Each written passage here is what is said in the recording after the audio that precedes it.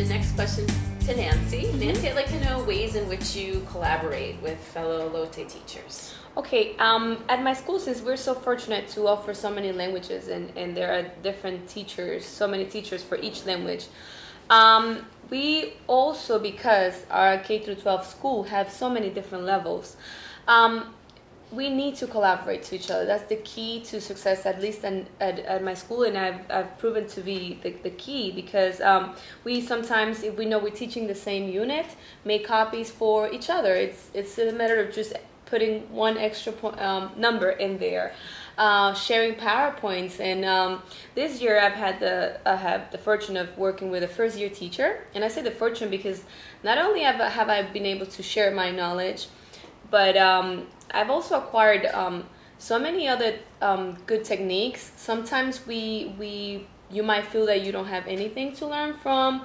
first-year teachers or from other people in different disciplines, but there's so many things that you could observe.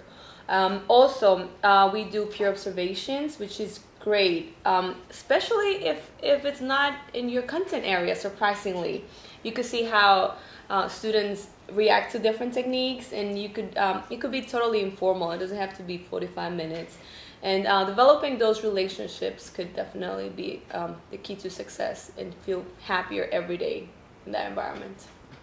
Mm-hmm. Yeah, I absolutely agree that it's great to break out of your comfort zone, meaning break out of your specific department or discipline. I recommend all teachers get to know the other teachers of other subjects who teach the same classes that you do, the same students who are in your LOTE classrooms. Talk to their math teacher, talk to their ELA teacher, their science teachers. What are strategies that work with them? What successes and classroom procedures and routines have these students, have your students really responded to? It's, as you said, Nancy, it's very surprising what you can find or what you can learn from a perspective very different from your own. So I recommend getting to know teachers of the same grade, same age, in other subject matters. No, George, that's spot on for me, spot on. I actually had a student that was fairly challenging for me in regards to her behavior and classroom management thereof. I didn't know what to do, right? I had tried multiple strategies. I didn't know what to do. So I went to her earth science teacher, right? So Italian, and then I go to her earth science. Completely different discipline, right? And I'm like, what? Like, I knew that this student was good for him. And I was like, what are you doing that I'm not? And he's like, Margaux, you gotta make her feel like a superstar from the moment she walks in the classroom. And I was like, what do you mean? And he's like, I don't know, do this, this, and that. So the very next day, the moment she walked in, I shout out her name. I was like, how are you doing? And I made sure that every other single student in that class saw and heard what I was doing. And from there on out, she came to class early. She immediately came out, got out her notebook, started on the do now, et cetera, et cetera. So it's amazing the strategies that you can get from other teachers.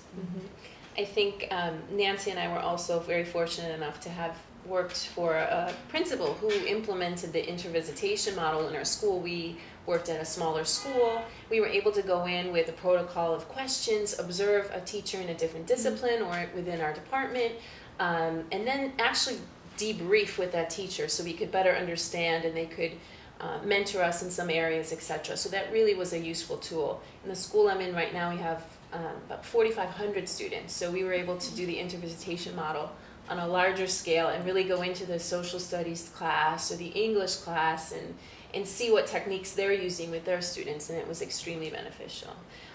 Another way that we can work on collaboration with our colleagues is in the departmental meetings that we have within our LOTE teams.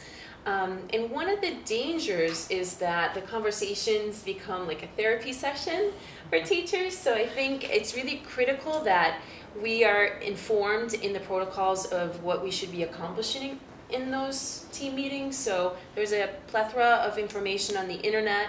If you're interested in finding protocol questions, you can find professional protocol questions for interdepartmental or team meetings online. So that may be also helpful.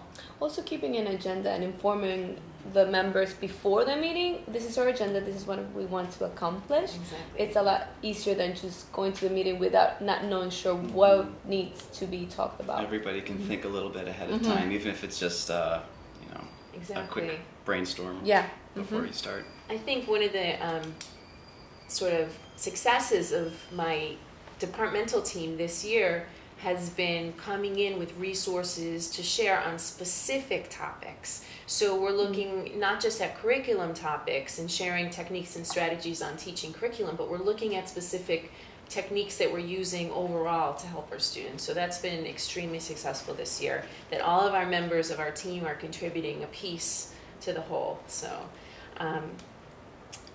at this point, we're going to move on to another question.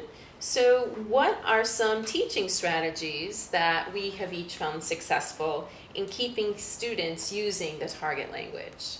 And I'm going to just start with this because it's been a successful tool in my classes.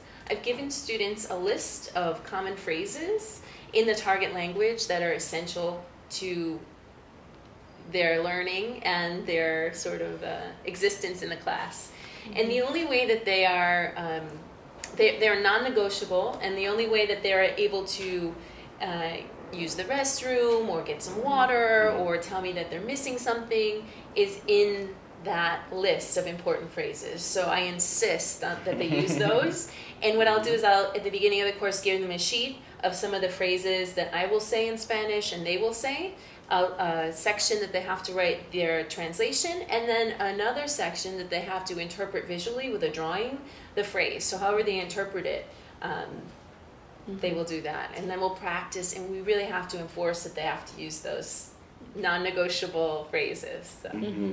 Stick to your rules and procedures from the beginning. I have a similar handout I give at the beginning called my survival guide for French class. It is all these things that you've mentioned, Robin, are examples of like supports of scaffolding, something you can hold and look at, a resource to point students to, for the students to be able to not have to ask you every time they want to know what something is in the target language. They can say, they know where to look for certain expressions. And I would say overall, when I'm doing lessons, I try to, the students respond best to very clear instructions, very clear expectations of what exactly you want them to do during their classwork. And if they can have something in front of them, such as a template, if they're going to be interviewing a couple of different students, or a checklist of tasks. Did you, while interviewing your partner, did you find out what he wants to be when he grows up, what he will be doing this weekend, for, if you're studying the future tense or what have you. But something that will guide them beyond just kind of a presentation of the task, beyond your modeling the task, but to have something in front of them to say, all right, I know what to do. Yeah. A technique that I've shared with you guys before is the money toy technique, which is at the beginning of every unit, each student gets fake money. You could print it out. You could buy it from a dollar store. And what you do is actually you give positive and negative reinforcement, which is if you speak in the target language, you get a bill. If you speak or use English, you get charged. At the end of each marking period, or you could adjust it to your what works best for you. You could do it at the end of each week. You sort of like the students deposit the money with you, and based on how much money they have, they get participation points. Because one of the main problems with putting participation points in your grade book is that it's not as tangible as we want it to be, and the students don't see the immediate consequence to their grade and their learning, of course. So that's something that the students see immediately, and something that they could correct the same day by using more target language. So that's worked great for me, and it's fun.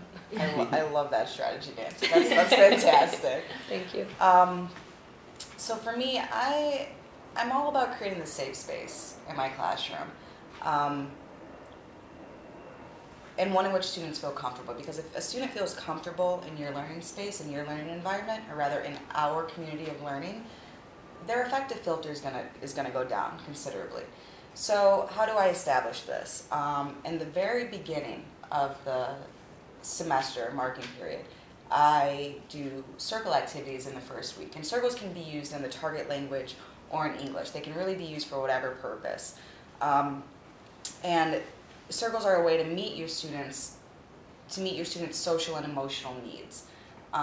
So what it looks like is the class is all sitting down in a circle, and you have a talking piece, which is called the mic, and the person who has the talking piece is the only person who can speak, and the teacher is usually the moderator of the circle. So what I'll do is I'll say, okay, what was one high and one low of your summer, and students. The first student to speak doesn't normally get so much into it, but then as each student starts to share a little bit more and a little bit more and a little bit more, you see students lighting up because they want to, they want the talking piece again. They want to share again, and it's really amazing what comes out of the circles, because you get to really know some of the things that your students are going through. Both their positives and negatives. So what happens is that students start to feel comfortable with one another, and when you translate that into the academic side, students aren't afraid to speak in the target language in front of one another, because it's like, hold on, I didn't bully you about this during the circle, right? So I'm definitely the student's thinking he's not going to bully me about my pronunciation or if I get a word wrong. So it's all about, for me, creating that safe space in which students can explore and discover the language. And also it trains them to listen to each other. Absolutely. It's not all about saying nice things to each other. It's also listen to each other. And I had a question, Margaux, because I love your idea. What's the protocol for passing the mic or passing the item to the next person? It's just you go around the circle. Literally. Okay. And it's like you said, George, it's great because, right, a lot of students in your classes aren't going to feel comfortable to speak up. But it's at this moment where they have a voice, right? And everyone else is listening. And you do the circle frequently enough, maybe every few days, once a week, once every 2 weeks, that a student who really wanted to share something, feels that there's an opportunity for them to speak. Yeah, it's usually about once a week. It's a great activity.